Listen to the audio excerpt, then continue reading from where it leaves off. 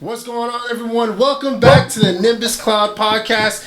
I'm your host, Shy Guy, and joining me today is the one and only, the best player to never top, formerly known as the best player to never top, a.k.a. the Mailman, a.k.a. the Gogeta hater himself, a.k.a. Frank Miller. Joining me here in the building. How are you doing today, brother? What's going on, man? I like this intensity, boy. I like this energy. It's hype.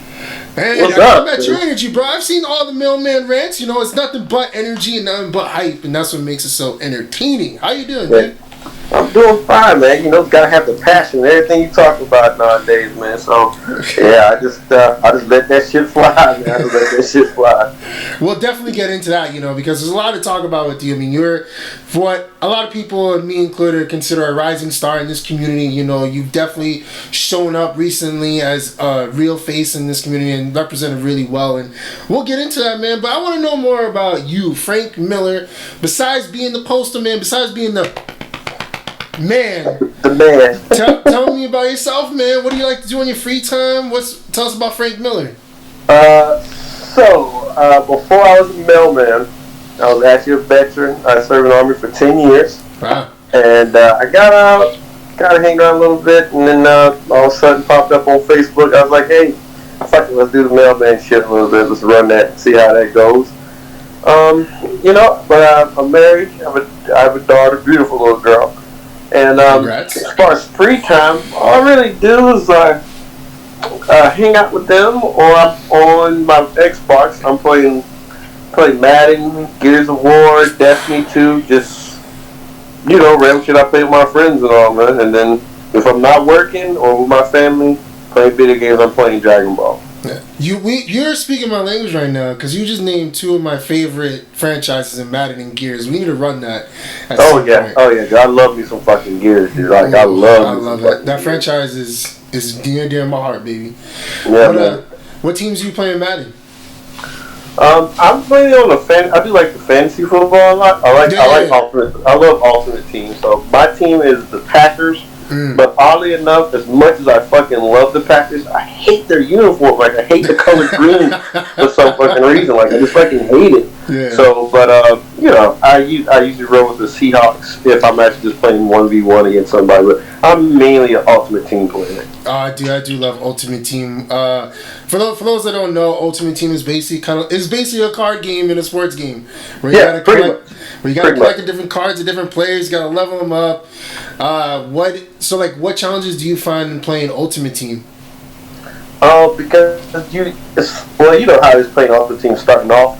It's like you scrapping for good players and everything. You scrapping for fucking coins, and then every once in a while they drop these promos on you, and then you're scratching and clawing just to get these promos and everything like that. So I am I'm kind of like a running gun, shotgun type of player, I guess you could say. And I love blitzing, so main thing I look for is good DBs, good linebackers.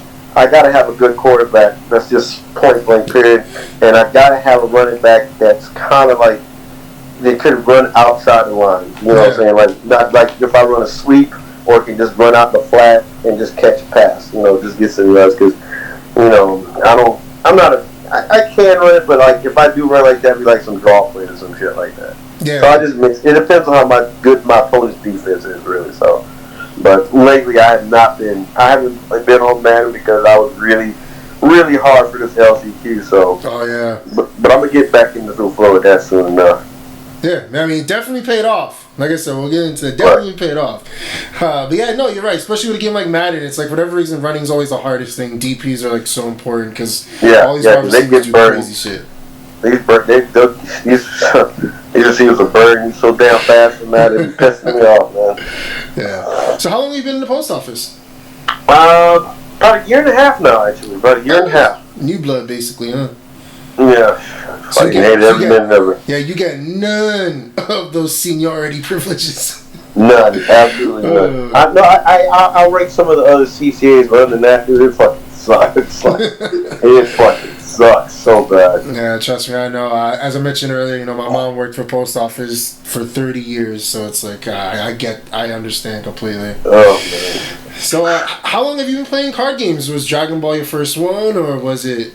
Nah, so before I played Dragon Ball, I was really, really, really fucking big into Yu-Gi-Oh! Like, that was, like, my thing.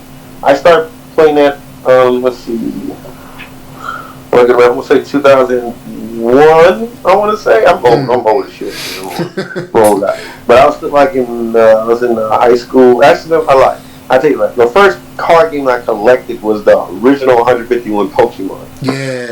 That was my. Once it got past 151, I was like, all right, we ain't keeping up with all this shit. And then I got into Yu-Gi-Oh! Because I used to watch the show, and then I found out that it's an actual card game. And then at this point, Yu-Gi-Oh! Was in the Duelist Kingdom finals, and they played Blackluster Soldier. I'm like, that's my nigga right there. Like, that's my nigga. And then I realized there's an actual TCG, and then I played for a good bit of years. Took a hiatus a little bit once I joined the military. I served in Italy, so I didn't realize it was didn't really have time for it.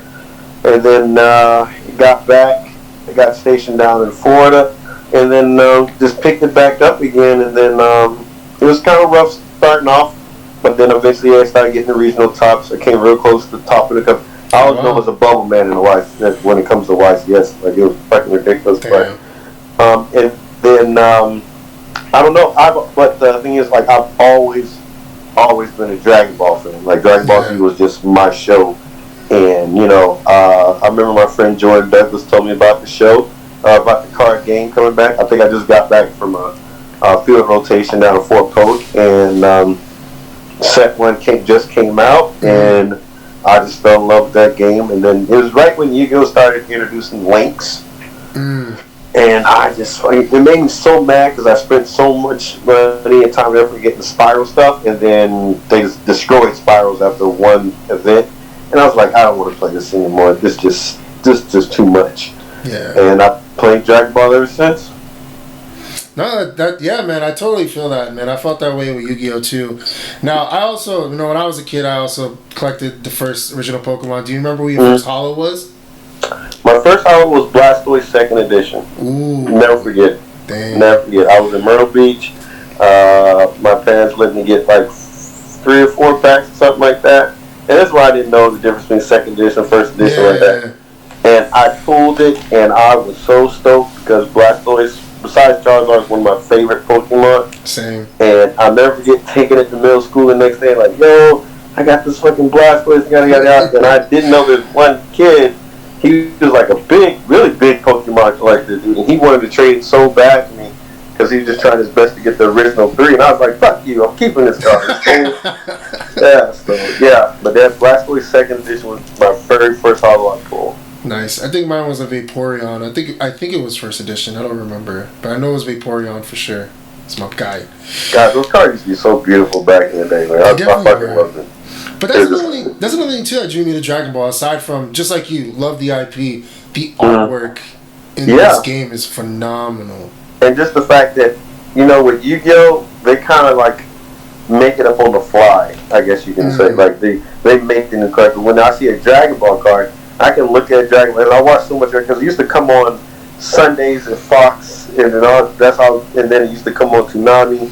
Like, I was way back to it, and then it's just crazy. As soon as I see a Dragon Ball card, I don't have to worry about, damn, have I ever seen this card or know what this is?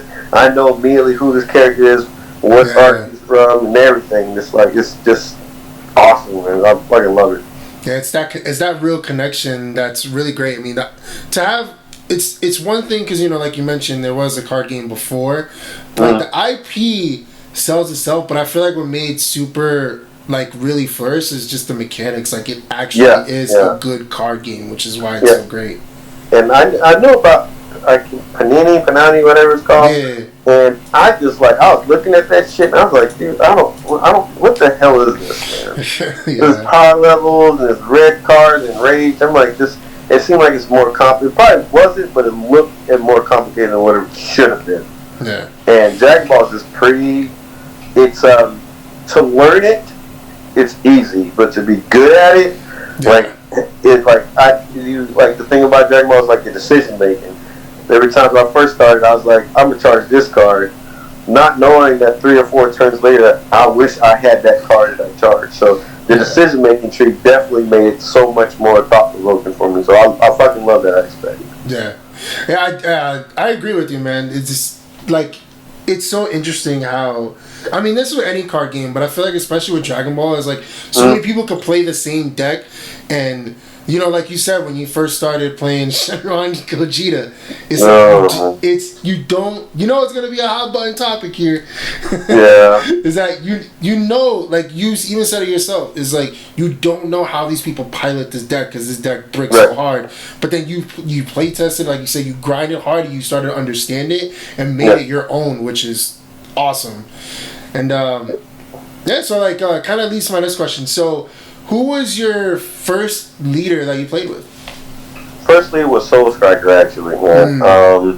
Because I think everybody's local probably was the same way. When Dragon Ball was first introduced, we were kind of like all in that phase where Yu-Gi-Oh was getting like a little bit ridiculous. So we had like a 20, 30 man locals playing Dragon Ball initially, and I looked at Soul Striker, and I understood the game, but I didn't understand the game. If that makes sense. Yeah. So I played Soul Striker because I was like, this might be alright here, untapped tube and everything like that. And I used to play all the little starter deck cards, was Prince of Speed Vegeta, and all that shit. And I was like, yeah, this is just pretty good. And then I got my shit pushed in really hard by Vegeta. Jesus Christ, that crit was like, that's before they changed the ruling on crit. And man, Vegeta was pretty nasty back then in set 1. So that's pretty much Soul Striker, man. Soul Striker, that's my boy today to the end of the day. So would you say he's your favorite leader of all time? Favorite leader of all time. Actually, my favorite leader is Vegeta, because I'm a Vegeta person through and through. Yeah. Like best dad, best fighter. I'm just a Vegeta person. I fucking actually hate Goku with a passion. Yeah, same. It's like, dude, come on, you get it. He doesn't really do any fucking thing. He always needs fucking help with something. Yeah. But, I just want a Vegeta secret. That's like just Vegeta. Just Vegeta. Yeah, like, come on. Like, we're here getting ready to go to set 8, and we still don't have a Vegeta secret. Like, the best Vegeta card we have literally is at all cost Vegeta. Like, come on. Give us something. And even now with all the counterplays, it gets cucked by everything. So it's like, so who would you say is like, do you have a favorite Vegeta leader or just in general? Just in general, like I pick a Vegeta leader. Unfortunately, we got some shitty Vegeta leaders right now. God, yeah. But that set 1 Vegeta will always. I pick this OG Vegeta, as I call it. Like. Yeah. Every once in a while, I just like, look at it. When I decided to play a deck, whether it be for fun, well, mainly for fun, I look, and that's like the first thing I look at is Vegeta, and I'm like, is there a way that I can play this leader and make it viable? And, right now, the way everything goes, drawing 2 cards on Awakening versus untapping 2, kind of like, isn't that good. So I kind of wish, like, if he was just like a draw 1, untap 1 leader, oh man, I'd be fucking running him every chance I get.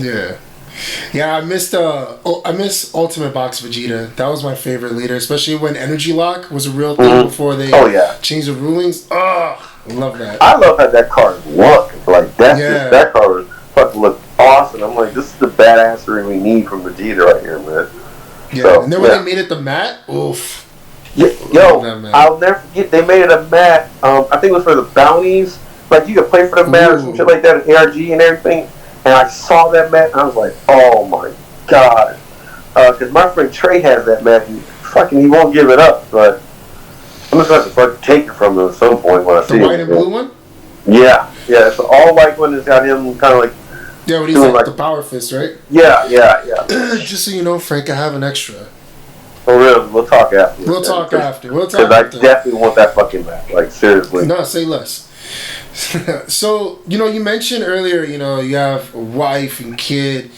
Is it difficult for you to balance work, family, relationships, and the card game? Like, do you ever find any difficulty in that? Oh, yeah, most definitely, man. Especially this week leading up to the LCQs. Kind of like, because, and this is why I think it's better for single players. Like if you notice, like all the top players are single guys. When I mean single, meaning not married. Yeah. And it's because you have time dedicated to the game.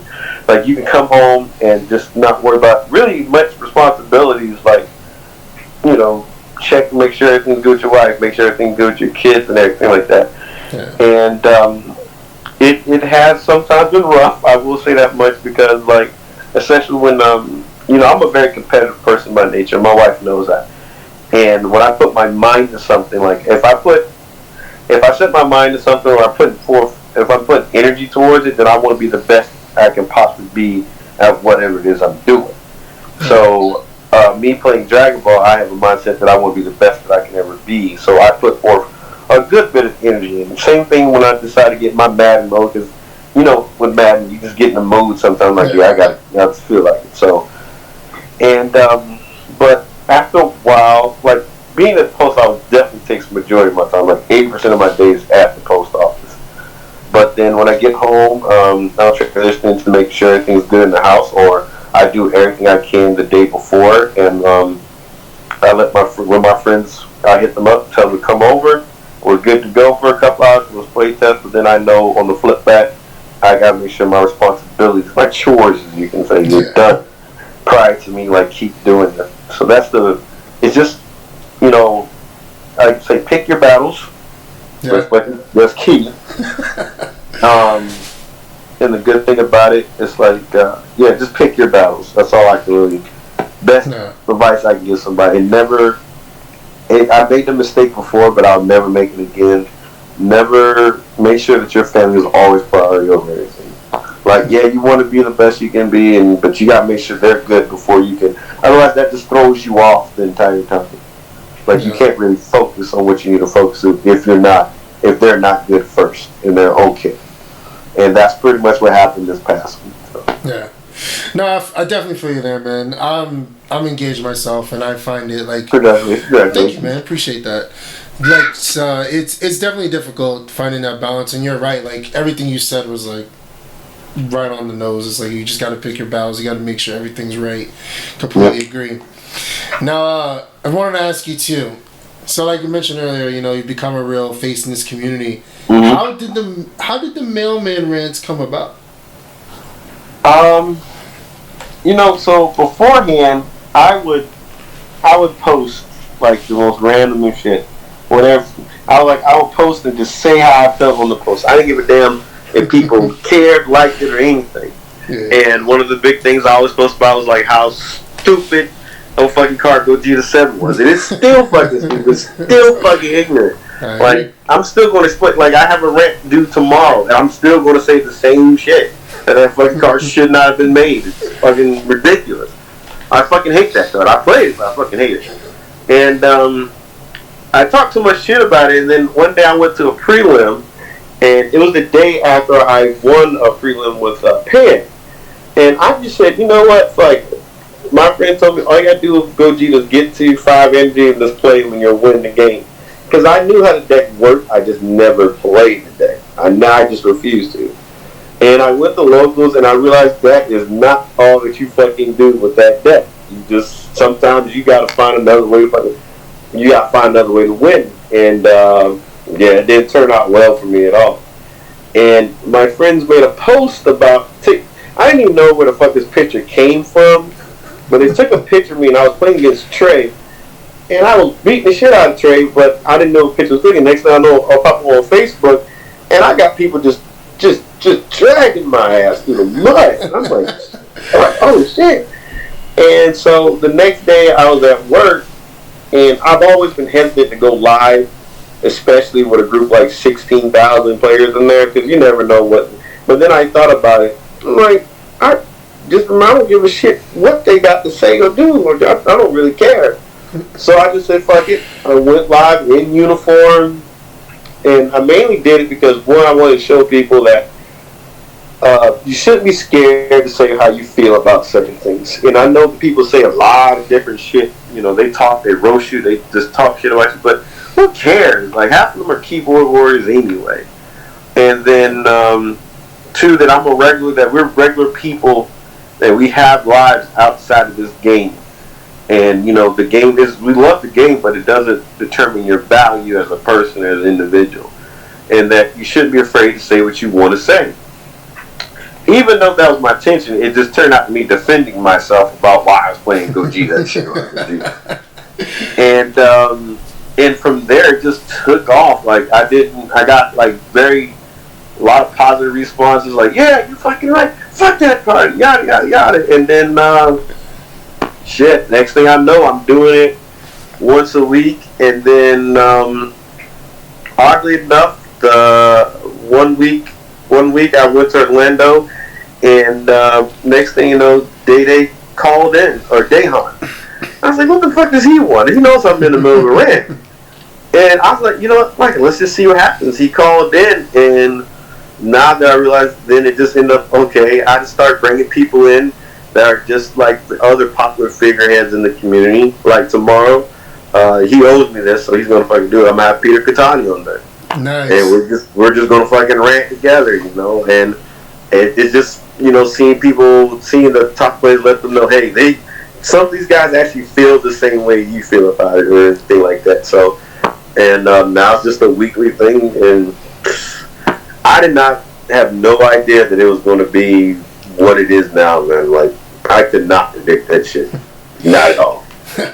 But the coolest part to me is that, like, and you said it time and time again, it's just because you love the game and you love the community. And that, to me, really shows in your videos, because, like you said, you just don't care. You're just having fun. Yeah. You're having fun with a bunch of people, and like you said, the top players and everything. It's pretty sick. Yeah, and that's the thing. Like, I've been told numerous times that you should do this on YouTube, and you should do this on Patreon, and et cetera, et cetera. First of all, it was never about, you know, money or anything like that. Like, I feel like if I have to rehearse it, then it kind of takes the realness of it all. But like I kind of like, because half the time whatever I say, I may come up with the topics, but whatever I say as far as topics, I'm making that shit up on the fly. Like, I'm just, and especially someone says some shit in the comments when I'm looking at it. I just make the shit up. I just say what the hell I want to say at that point. It's kind of gotten me in trouble a couple of times, but they know, the admins and mods know how I am now, so there's not shit they can do to change how I'm going to talk about something. So, but man, I'm not worried about it. So you kind of touched on my next question. Is, so you basically just choose the topics on the fly, or do you go in kind of knowing what you want to talk about? Used to do is I kind of like made it up on the fly, but then I just might end up rambling and ranting, and, you know, I can go on and on and on. I can't keep talking about the same things over and over. Like, so the one thing I want to be consistent was, now that I'm starting to do, is, one, I want to give, since the last Mailman video, I want to give shout outs. Like, my friends who either topped or something happened positive in their life, like they got engaged or something like that. Like, you know, I got to give a shout out tomorrow to one of my friends who just got engaged about that. Nice. And then from there, I just look. So from the moment from the last video to the video I'm doing now, I usually just look back and see what the hot topics were for the past week, and see if there's something like I felt like, you know, I want to give my 2 cents in, or something that somebody, like, I want to say it, but somebody, they just didn't want to say it. So I say, fuck it, I'll say it, because I know you want to say it, because, like, this was dumb as hell. You know it was dumb as hell.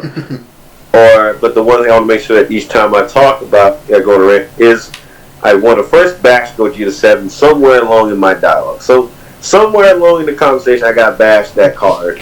But I also want to talk about the meta, because I know I'm not hating against people who do Patreon. I've never said anything about it, but, you know, sometimes they just want to hear certain shit and just want to hear from someone. Like, I never thought that was a good player like that. I thought it was decent at the best, but sometimes people just want to hear other people's opinions about certain things, especially about the meta. Yeah. Because we all have that fight where we just don't know what. Like, the weird thing about DBS meta, it changes almost every fucking event. Every fucking event. So it's hard to keep up with it. Like, we went from a Go SS3 Red Blue format to a Storm format in less than a week one time. So, and I just like talking about, as long as I talk about the meta, and then whatever else happens that week, that I just look back it's mainly the things that I commented on if I did, and I just found very intriguing. Yeah. Yeah, I definitely don't miss that SS3 format. Oh, no, I don't think no one does. I don't think no one does. So you start out all your Mailman rant videos with a song. Are those songs predetermined, or is it kind of like just how you feeling? You know the fucking crazy part. When I come up with the songs, I try to think of songs that I think everyone knows, so I don't make someone feel left out. Because, like I said, not everybody listens to rap, not everybody listens to country. So I try to go for, like, you know, just songs that I know everyone knows. Like, everyone knows Michael Jackson, so shit, you know, like just singing Michael Jackson. So everybody knows I Believe I Can Fly. I'm pretty sure it's been sung at some people's graduations in the fucking group. So I literally, yes, you have no idea how hard. Then I gotta make sure I at least know some of the words before I fucking start singing it. So, but yes, it is predetermined beforehand, and it is actually the hardest part of the fucking video is coming up with a song that I know everyone would know, so no one feels like I don't know what the fuck he's singing, but okay, here we go. That's some real inclusiveness right there. But speaking of inclusiveness, do people actually DM you, "Where's my mail"? Is that a real thing? Yeah, man. Oh, man, look. I'm telling people, and they thought I was bullshitting. I get so many jokes. Like, I don't care if I get tagged in mail about post about mail, or, you know, there's a joke or something like that. But when I start getting DMs about, "Hey man, can you track this package for me?" I'm like, no, bitch. There's USPS tracking on your fucking phone. Don't fucking PM me about your fucking, like, I'm going to do the exact same shit that you can do. Don't fucking PM me about it. Or they'll send me like, ha ha ha ha, this is a mailman truck in the mail. I'm like, okay, fucking block. Don't fucking message me about that shit. I don't give a shit about that. Like, but if you tag me on a post or a thread or something, I'm all for it, you know. I'm all about the joke. I'm up keeping that persona, but don't be PMing me, because, like, nobody's got time for that shit right there. That's just ridiculous. Yeah, to literally take the time to message you, they could have done the same thing into the tracking online. It's like, exactly. This is fucking ridiculous. Fucking ridiculous, man. So another question I want to ask you too, because this honestly is the most entertaining to me. Tell me about the beef with the AKA infidels known as Shenron's lair. So, in all seriousness, I actually have no beef with them. Oh, of course. But I love fucking with them, and they love fucking with me. I have no idea why. I know about 90% of their team. And, because it all started last year. It is a funny-ass story. Last year, we were in one beam. This is when I was with the Wise Guys. And and I'll talk about that in a minute. But, I was with the Wise Guys, and they got a room right next to ours. So, and to me, this is a little side story. That was probably one of the best experience, because in that time frame, I had Jordan Markle came by the house before I even knew who Jordan was or anything. And I had Zach LaFlame in the house. I had Corbin in the room, Danny Wynn, Thomas, a bunch of Alex Friedman. All these guys were all in the Wise Guys room. And then you got like in Shenron's lair with Pat O'Neill, Trey, Matthew Coombs, all of them guys, Amir, all of them was just next door. So anyway, so our toilet got clogged by a mysterious fucking individual. We had no idea who fucking clogged our toilet. And next thing you know, we go with our friend over to Shenron Lair's room, and their toilet was clogged too. But we stole their fucking plunger so we could unclog our toilet first. And they couldn't find their fucking plunger. And they started blaming us, even though we did steal their plunger, but that wasn't the fucking point. They just immediately just start thinking that those fucking Wise Guys stole our plunger. And it was just an ongoing joke for the entire trip. And I actually, like I said, I don't have no beef with them, but they just they be tagging me in some shit sometimes. Stop fucking tagging me. Like, anytime there's a male joke, they just fucking got tagged. I'm like, okay, I'm gonna handle these fuckers, you know. But so I don't know where. And the reason the name Infidel came up, I was out in the mailing. I was out delivering mail, and I was listening to. Don't ask me why. I was watching Jeff Dunham. The little ventriloquist guy. Yeah. And Ahmed, that's it. Ahmed is good evening, infidels. And I was like, that's fucking it. That's what they are, a bunch of fucking infidels. Every last one of them are infidels. So, and it's just been a running joke between me. It's literally just me versus Shinron's Lair. Every last one of them. But in all honesty, all those guys are actually just legit awesome. Like, I have talked to Marcus, Joey, Corbin is my son, Trey, Jamal, Pat. There's a couple of them I don't know, but the majority of them I do know. And I just like fucking with them, man. And they just like fucking with me. That's all it is, man. Nah, it's all no good accuracy. fun. Yeah. Huh? Yeah, it's all in good fun, I can tell. Yeah. It's a good time. Every time I can take a shot at them, I will. And every time they can take a shot at me, they will take a shot at me too. So, ongoing wars. This is an ongoing war, man. Well, good for you for holding your own against them. Just one versus man. Never give up. Never surrender. So, like, has the notoriety from all the Mailman rants, like, how has it impacted you as, like, a player or a person going to these events? You know, the odd thing about it, and it probably shouldn't do, but it did. It felt like there's a little bit more pressure, if that makes any sense. Yeah. And it's because, like, you being a figurehead, I'm known as a mailman, and, you know, I'm known as the guy that rants about Gogeta 7, but the competitive mindset of mine is that I want to be known as a good competitive player that rants and is a mailman and everything like that. So, you know, and it kind of forces me to take the time to actually do the work or put into the work to get better at this game. It's always a step process for me and everything like that. So, for me, I think it actually helps me. And then, like I said, I didn't realize that I had as much support or people actually liked the mailman rants as much. So, you know, when I get the positive feedback or everybody telling me, good job, go for it, you can do it, etc., I was like, wow, this is great. You know, I got the support. And then, you know, I got the chance to meet, I knew a bunch of them before, but now I definitely know a lot more of the top players to help me out. I feel more comfortable reaching out to these guys, asking for help, because, you know, me not being able to spend as much time in the game as some of these other guys can, they can help you, and it just pays off. So, as far as being a mailman, I would say it definitely has been more positive in my competitive part of playing this game. So, I don't regret any of it. Yeah, I mean, you can even tell now because, you know, just fourth wall break, we're recording this right after you qualified for Nats from the LCQ this past Sunday in Columbus. Did you feel like you just said, like that helped you secure that top spot? Oh no, I definitely feel like, because it looked like, I know, did you see the stream match by any chance? I did.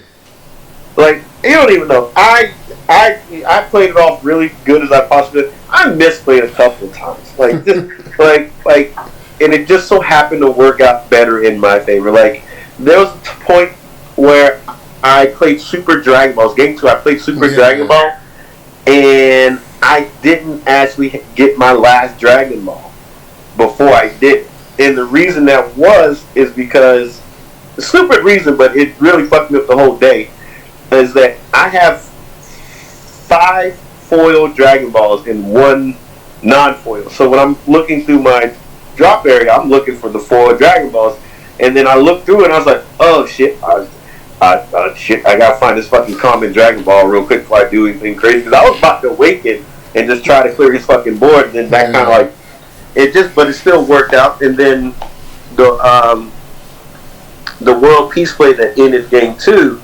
and honestly, looking back on it, I didn't think, I played the World Peace and I figured he had bloodlust or anything like that. Yeah.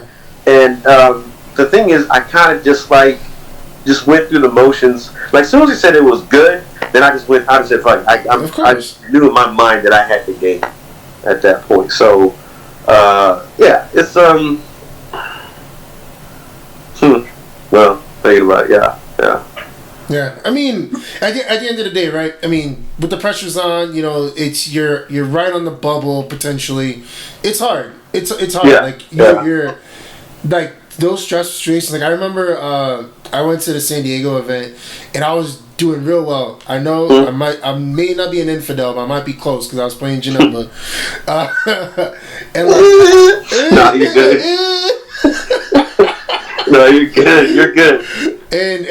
And to be honest, like I was sacking, like I was blowing through opponents, but for whatever reason, like after round 4, like I just started getting nervous, and then it was so cold, and then my hands started cramping up, and I was like, that's where I learned, which is a good tip for anyone going to Nats. Please bring yourself hand warmers because you just never know. It's just a good idea. Oh, that's exactly what I was going to. It was fucking shit. Like down here in Raleigh area, it's like 75, 80 degrees, some shit up there. Went up there, man, it's like fucking 48 degrees up there. And I'm like, fuck, it's cold out here right now. And, you know, this was me. And then at this point, we already been driving, because we left like 1 in the morning. Yeah. And like, dude, I was like, I wasn't ready for this fucking cold air. I forgot, you know, up north is cold. So, but yeah, man, it's just the mindset, I guess you could say, man. It's just, because the thing I used to have a problem with, I've always been close to topping. And all my friends will tell me that you just gotta get over that hump. Like you just always because one thing I used to do, I used to start off really well, but then I would lose, and I would lose in a way that it would, you know, trigger me a bit. I guess you can say it put me on tilt because I feel like in Dragon Ball, it's one of those games where you always have a chance of winning. It may be unlikely that you would win, but you always have a chance to win. In any circumstance. That's why I don't scoop unless I actually just know the quality player. But you never know. You might mess up, you know, or something like that. You just never know. And it's just the mindset, I guess, is what it is, man. Just I had to get over that. You know, you can't. It's very rare that a player goes undefeated throughout an entire tournament. It's very, very fucking rare in this game. Because you just lose to some shit that you just never see coming. And it's hard to prepare for every single deck there is in the meta. So, and like I said, you know, if you want to go to the tournament experience now, you have some more questions. No, let's go. We're already on it. Let's keep going on the tournament experience. So, up until that week, so let me answer this question. Because I know it's going to be asked, because everybody's asking, why did I play what I played? Yes. Look, I got tired up to the point, when I went to Orlando, I thought I could come up with the hot and spiciness.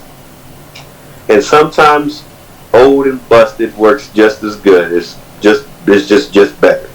Yeah. I thought that me coming in there, and then I just actually looked at that meta and completely looked at it wrong. I thought Kiryu got, and then I realized I didn't have a real win on, and then I realized, if your deck can't beat Janemba or Shenron or either or, then your deck's just not that good. It's not good enough to win an event or do well in an event. Yeah. So, going to Columbus, I kind of just made up my mind that, you know what, I don't want to play Janemba. I could play Toa, but I just felt like Toa just wasn't. It's too fair. If that makes sense. It's a very fair deck. Yeah. And Janemba's not a fair deck, but it's too slow at not being a fair deck. If that makes sense. Mm-hmm. Like it's just one of those slow stabbing with a knife type of thing. So I looked at the Shenron deck, and at first I initially started with Shenron Gogeta, and I kept losing to Janemba oddly enough because of Chomp the Trickster. And because I want to be able to play it and just like go, and I just want to use, to me, the best card in game, World Peace. And I looked at a Ratron version of the deck, and I was like, this seems okay, you know, it's pretty good. But I'm like, and for some reason it just clicked in my head, why don't I just combine both the decks and just make a Shenron Gogeta Rant deck? And the reason I say it is because I played certain cards to where I I play cards to, if I get to turn, when I get the 5 energy, I can actually do the Union Fusion or Fusion Patar, whatever, for Gogeta 7. That was just my ultimate thing. And then the following turn, if I can get the 7 energy, which I did a couple of times beforehand, then I get the Kaioken. I didn't want to rely on doing it all in one turn because that means I have to have all that energy, which means I have to have more dead cards potentially into the game where I can just defend myself and make my opponent waste cards because they think they're going to try to kill me, but don't realize that I actually have more combo power.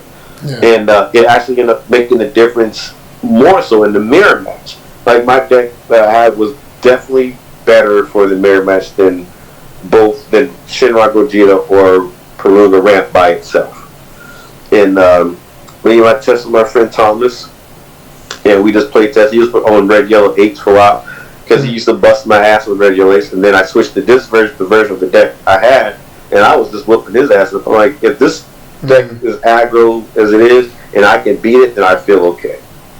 So we made the trip. We got ready, did the whole shenanigans like that. Round 1, I played against the mirror match, and I thought, I was nervous because I haven't practiced in the mirror match, but I thought I had a better understand. I thought I had a good enough understanding of the deck to what it was. And I'm not gonna lie. First thing, I don't want to shame my opponents at all. Like, I don't want to say, but their misplays literally were the reason why a lot of times I've won. So game 1, he didn't charge on his turn 2 in the mirror match, and that pretty much sealed the deal there. Yeah. Game 2, and I took a different approach in sideboarding. I was like, I'm not going to sideboard Dende, and I'm not going to ramp up unless I can do it. And this is where my deck differs from than regular Shinron Gogeta or Rampron decks. So since I could hard cast or Union Fusion the Gogeta 7, all I did is I charged up the 4, and then I played World Peace with Shinron's ability to bring out Whis to give me 5 energy, and then I just Gogeta 7 him.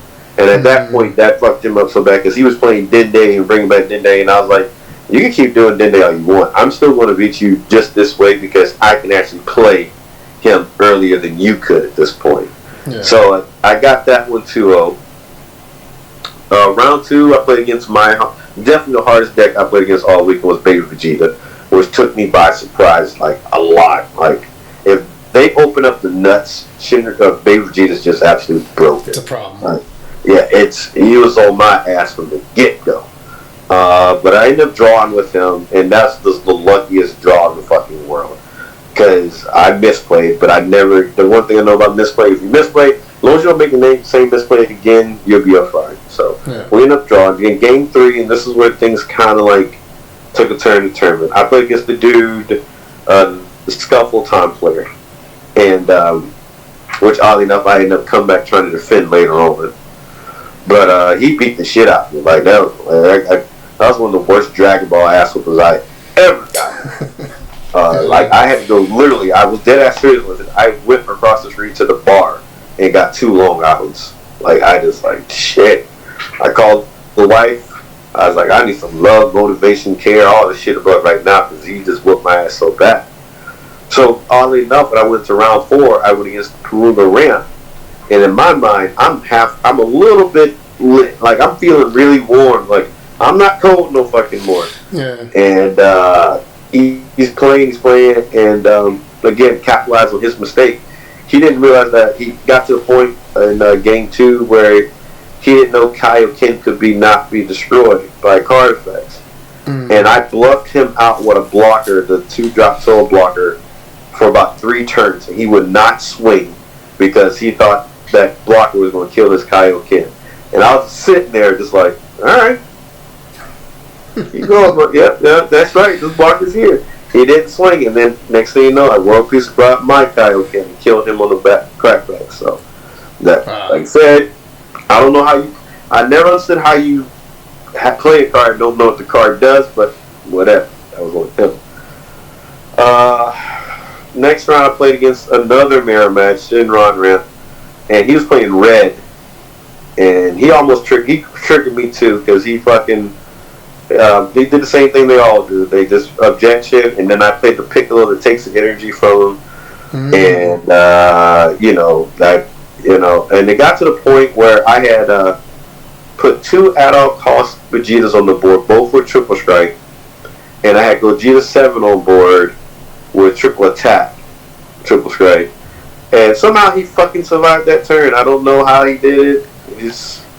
It pissed me off so bad, man. I was ready to scoop it up, and he had the topo on the board, so every time I swung, I had to ditch 2 cards. So I ended up ditching like 8 fucking cards, out of all the things he could have done, he played Crisis Crusher on his turn, and he gave a triple attack, and I was like, alright, man, take your shot. He swung, I Zeno button, took the damage.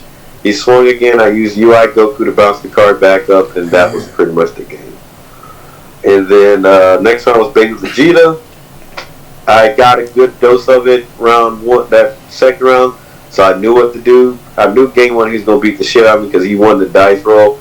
So game 2 just got more defensive and just, I ejection on turn 2, which was the correct line to play for when you play against aggro, because you need the energy more than you need the fucking, you just need energy before you need to defend. And I got that one, and then there was the screen match. That screen match actually annoyed me because Peter jumped me for that one. He's like, what's your record? I'm like, X11. You're going on screen match. I'm like, what? They would tell me that the whole fucking day, and I'm like, dude, come on, I don't want to fucking go on the screen. What happened? He's like, do it. All right, tell him. And then he took that picture. You don't even know. He forced me to take that picture. So, because he's a big fucking guy. He forced that picture. And then, I went into that match. I was playing against Green Brawly, and I was actually, you said, I was really fucking nervous playing against that because there's only like 4 Green Brawly in the room, but they were all at the top tables at this point. And I was at table 6 playing against this dude.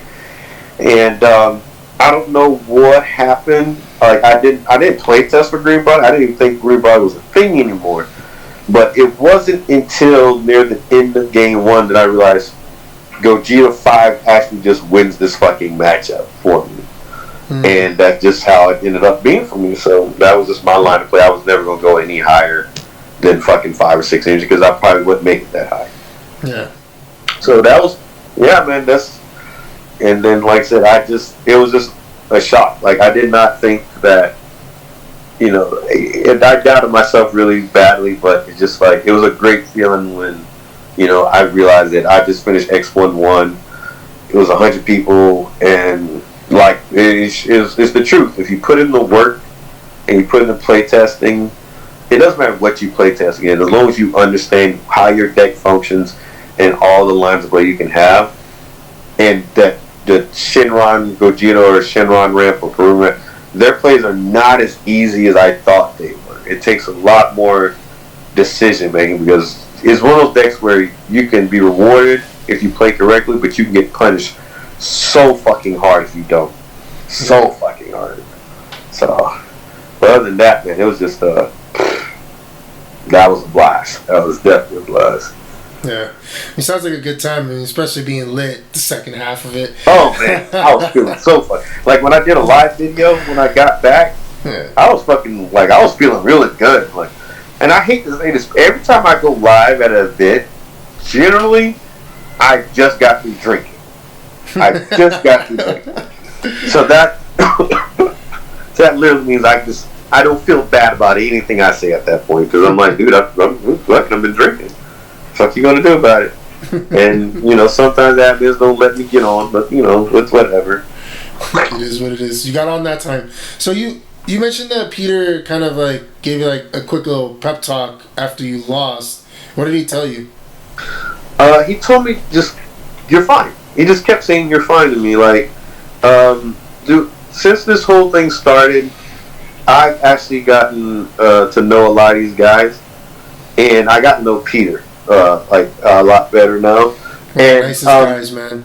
He is the nicest, one of the nicest ones. It's just, I can't even describe it. He's just mad cool, put it like that. And it's easy to get discouraged in that situation because, like I said, I traveled all the way there.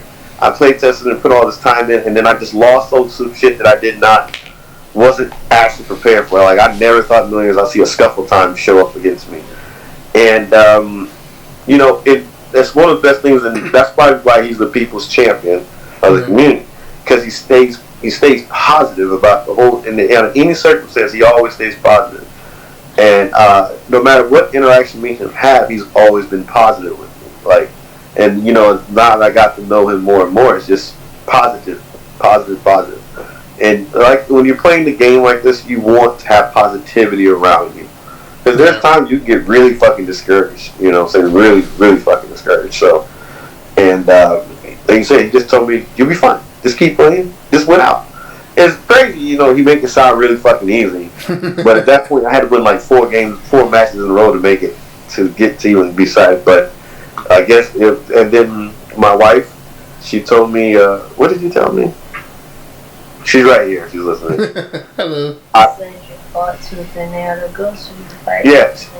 She told me, you fought tooth and nail to go, so you need to fight tooth and nail to win. Oh. And I was like, well, that's some real support. Yeah, I was like, God damn, if she ain't right. So I went back in there and it just worked out for me, man. That's it, man. I mean, that's great to have that kind of support, especially your significant other just being there for you to help push you out. Yeah. And, obviously, Peter believed in you so much, he threw your ass on stream. He said, get your ass. Yeah, man. Oh, that dude's awesome, though, man. I can't even front. I mean, definitely was a way to end the stream because, like you said, just so many people watch you and, like, they've seen you come up and, like, become this face, and to see you finally, like, pull it off and top. It's honestly one of the greatest storylines going into Nats, and I'm just being honest. It's, like, great to see you come up. I know, I'm going to blow smoke up your ass because I know you're humble, you know what I mean? Because Gogeta 7 still needs to get banned, but that's besides the point. Oh, yeah. Right now, it's fine, but at some point, that fucking card needs to fucking go. Yeah. So, do you think Peter has warmed up to you so well because you were nice enough to give him the N-word pass? I'm just kidding. Man. But what qualifies someone as needing such a pass? Well, you still there? I'm sorry. Yeah. N-word passes. You just got to have the qualities of a nigga. That's all it really is, man. You gotta like fried chicken, You gotta like big booty girls,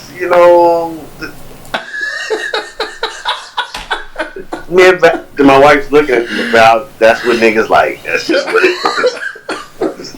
You gotta have those tendencies, You gotta drink brown liquor when you ain't got no business drinking brown liquor. You gotta know how to play spades. Ooh. There's a couple things. Spades and dominoes. One of those fucking two's got to be a qualification, and you just gotta have nigga tendencies where you just like, man, fuck you and everything you represent. Fuck. You gotta have some fucking in your system. So, and there's a lot of people in the community. Like last week, I had Isaiah on there, and he's not bullshit. He really does have N-word passes. Like he's literally, we're going to literally walk around. We're going to point probably 2 more people.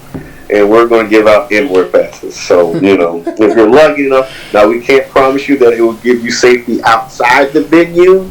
That's Chicago. You take that chance. You want to ride that train, go ahead. But as far as inside the venue, you'll be good. Yeah. Yeah, I'm a Puerto Rican from the Bronx, so I feel that 100%, you know what I mean? Right. See, you see, just because of that, you might have an N-word pass. We got to review the files and everything. Yeah, but that's enough to see. I'll send you the Dropbox folder I have, you know what I mean? So, on the topic of, the deck you played and everything, and just the card that has all the hate, do you feel like it needs to be banned or just errata? Like, would an errata suffice for Gogeta 7? For Gogeta 7? No, fuck that card. That card needs to be banned. Fuck that card. That card's just fucking bullshit. Like, you can't do shit about, you chomper the tricks to me. That don't mean shit. You're not gonna fucking get rid of it next turn. Why? Because he has deflect and barrier. He has fucking barrier, so I'm like, yeah, I mean, okay, let me take it. No, I'm thinking about it out loud. Now that we actually have cards that can get rid of barrier cards, and they're kind of low curve, meaning like 3 or 4 energy or something like that, I would initially, before UI Goku came out, I would say, and hopefully we get more cards like UI Goku, because that card is actually just fucking insane. But before UI Goku, I would definitely say that card needs to get banned, because it's just fucking absurd, man. Like, it's way worse than Cell Chain could ever be. I don't care what no. That is just, there's nothing worse than actually outplaying your opponent, and then all of a sudden they just play like 3 or 4 fucking against that turn just to make sure they have enough life, because all they need is 2 fucking life, and you just get blown out because you lost everything in your fucking head to a triple attack, triple strike, crit Gogeta. Like, there's not much balance, especially when we got cards like Ejection that can make shit happen a lot sooner than what it's supposed to. Like, it literally defies the point of just, no. I think that card needs to go. That's just my perspective. I wouldn't want World Peace to go. I want that to be errata to at least once per turn. Because being able to resolve 2 World Peace in the same turn, and those 2 World Peace including Gogeta 7 and then Kaioken or vice versa, like, there's not much you can really fucking do about that. Like, it's just not. And then you got cards just to ramp it all the way up, but like, you get it once per turn, that makes it a little bit harder for them to just blow you the fuck out. You know what I'm saying? Because then they're just not playing cards all willy-nilly. They're not just, like, they can't just keep stalling. They got to build their board up. And you're still getting what you want, which is the go tall. I mean, it's just limit it to once per turn, because you don't want to. If they get rid of World Peace, they literally kill all wish decks at that point. Like, there's nothing left to do. They kill Shenron. So it's better that they keep at least that card in the game. But Gogeta 7, fuck that card. And at this point, after this weekend, I think Kaioken probably should go to be honest with you. Yeah, especially or secret rare. Yeah. That card is just fucking insane. Yeah. Wow. The Oob one, right? The Goku one? one? The Kaioken one, the one that you get to pay a life and look at your opponent and make them discard. I thought you said the secret too, sorry. No, I'm saying they should have made the Kaioken a secret. Yeah. Like, that card has no business being able to play multiple copies of that fucking card. No. Yeah. And just the fact that this power is not once per turn. I'm like, what the hell were you thinking when you made this card? Like, not cool. Yeah, I remember watching Orlando, and I kind of almost threw up a little bit in my mouth when the Purunga player played Gogeta, then Kaioken, and then Victory Strike all on the same screen. And you know what? That was Brandon. I give him shit every time I see him about that play, because he introduced that cancer into the fucking community. Because I don't think nobody's really thinking about Purunga at that point in time. Hell, I didn't even know what Purunga's ultimate was. And then you saw that shit, and then you see Kaioken, Gogeta, and Victor Strike on the board. I'm like, what the fuck is this? This isn't cool. This isn't fun. This is depressing as shit to look at. So yeah, Brandon, I give him shit every time I see him. Yeah, that was super depressing. But speaking of broken cards, obviously we know in Set 9 we're getting some leaders coming back. Mm-hmm. One of them being one that we mentioned, SS3. Yeah. What the hell could they do to make SS3 balanced? I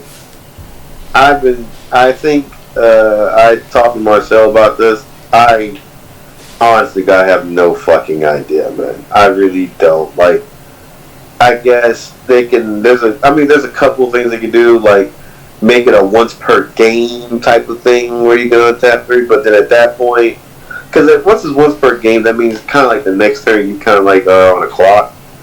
But with the banning of Battering Laser, that makes Xeno Button a lot fucking better. Yeah. So, I mean, I don't know. Or you can make them pay a life for every energy they want to untap at the end of the turn, or you can only untap blue energy, because that's when things really got dumb with that deck, when they could just start untapping. I'm gonna tap 2 blue energy and a yellow, or I can tap 2 red and a blue. That's where it really got dumb. Because because that's when we started seeing all these fucking Nimbuses coming out, or bad rings and all this other shit. That's where it really got dumb. So as long as they just, I'm not even sure. I'm not even ready for it, to be honest with you, because. Like, even to your point, saying restanding blue energy, just imagining that in my mind. Alright, restanding blue energy. Restanding 3 beers, guess what happens? now they have access to Frost Deadly Poison. Yeah. I'm just eating that. Like, just like I think like the only thing they could do is just literally make it a once per game. That's the only possible thing I could think of that they can fix that card, because like that card literally ruined. I wouldn't say ruined, but it just made a very unfun format for everybody. It did. I remember one of my friends who were regionals up in Oregon, and he played the mirror match. It literally went to time because all they were doing was Vegito, SS3, Vegito, SS3, just bouncing back and forth until time ran out. That's all they did. That's just so fucking that's just depressing thinking about it, man. Yeah. It's very bad. Well, as we wrap up here, because, I thank you for your time. I know it's late for no you. problem. Just want to ask you, so what deck and what person do you think is going to take Nats this year? What person or what deck? Both. So I guess we can start with what deck first, and then we can go like, who do you think? See, there's so many. There's so many contenders right now. It's honestly insane. I would say if you want to top nationals, then I would say you play Shinron or Janemba. Mm-hmm. Those are the 2 most consistent decks we have in the format. But they, I think they have their limitations. They have their weaknesses and flaws that can be really, really exposed. But they do have the both same weaknesses, and that's aggro. Aggro just shits on them. But to get you through Swiss rounds, those decks with depth, they'll get you to the top, but they won't get you to win. If I had to pick a deck that I think would win, it's going to be some Brawly. It's going to be yellow Brawly, for sure. I think no matter what happens, that leader will probably be the most represented leader in the room. Yeah, because that leader's just generically broken. It's just generically good. And we're going to fuck around and get that leader banned too. Because I would say it's a fair, well, hell no, I wouldn't say it's even a fair leader at points. Sometimes it'd be kind of oppressive because you just get to swing it. But, in another deck I would choose would be Pan. I love Pan. Pan is it's a fair deck, but it can play mid range, but it can also be really aggro at the same time. So I'm a big person. That's like if I had to pick, I'm between 2 decks, and Pan is definitely one of them. Which the version I just played be another one.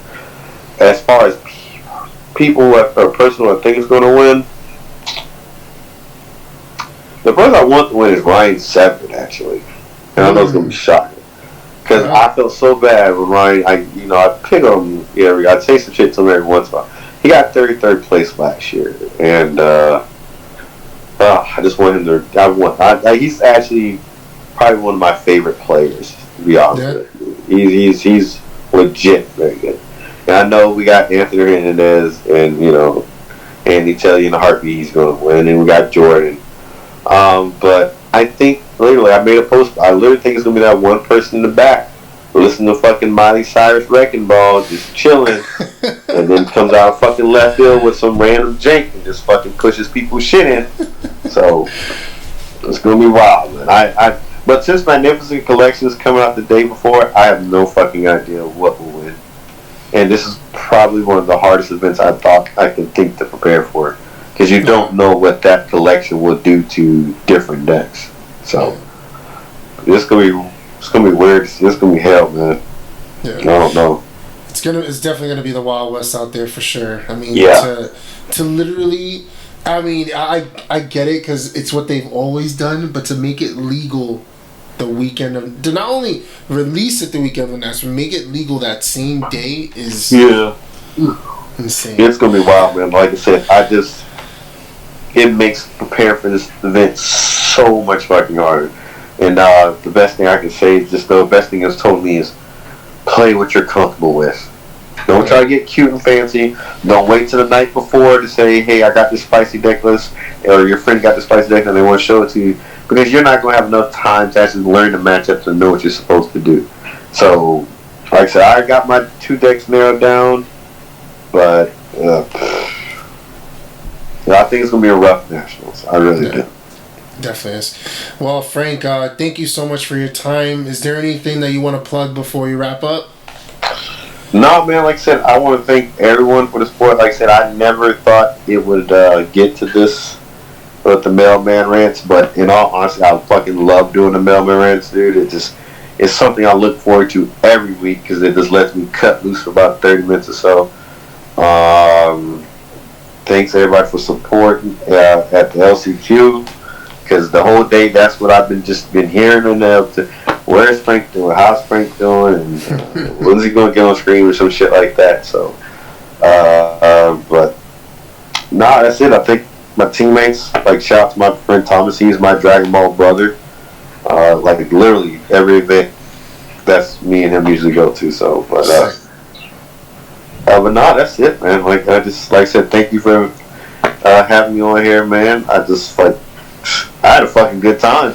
I'm glad, man. I'm glad you had fun. Like I said, I know it's super late for you. Like I said, it was going to be super chill, laid back. People got to know the Mailman. But the man behind the Mailman. The fucking man. The man. But yeah, stay tuned. Mailman rants are always a good time. But thank you so much, Frank. This is Shy Guy. Don't forget, we are Team Nimbus. We'll catch you guys next time. All right.